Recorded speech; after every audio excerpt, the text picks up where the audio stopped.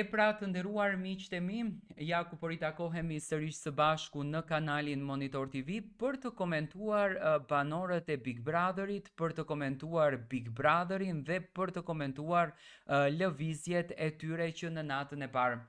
Banorja e radhës që u bë pjesë e shtëpisë së Big Brotherit të këtij formati kaq të ndjekur me miliona shikime, është Alba Pollozhani, një banore që ne patëm fatin që ta njohim vitin e kaluar në fermën VIP.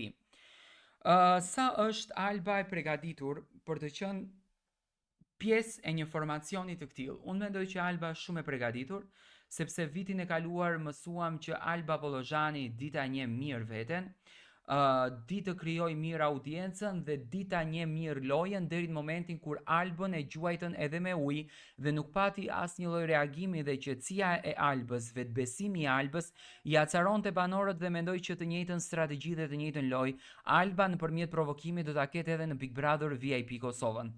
Por çfarë ndodhi çudia më e madhe?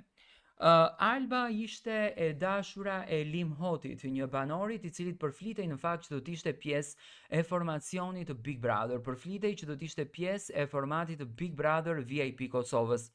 Por çuditërisht, Olsa Muhameti si producente e këtij formati luan një lojë shumë interesante. Brenda shtëpisë së Big Brotherit futën dy vajza të cilat kanë qenë të dashurat e Lim Hotit.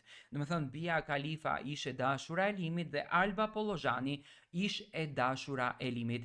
Në momentin që hyri Bia, unë mendova që do të ketë një qasje pak më të ftohtë, por siç duket, Bia është shumë inteligjente dhe luajti një strategji shumë interesante. Bia futet në shtëpi dhe shkon i jep dorën pikërisht Albës dhe e komplimenton për fustanin që Alba ka veshur. Ndoshta ishte kjo goditja e parë kundërdrejt Albës nga ana e Bijës.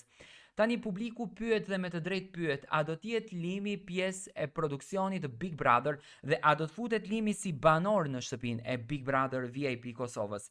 Tani, duke bërë një retrospektiv dhe duke lidhur vitin e kaluar qasjen e Drenusha Latifit me ish bashkëshortin e saj, do me thënë duke patur faktin që ishte një grua e dhunuar publikisht, ishte një grua e dhunuar që bashkëshortin e kishte denoncuar dhe produksioni i Klan Kosovës merr përsipër që të fut bashkëshortin e Drenushës brenda shtëpisë së Big Brother Atillën.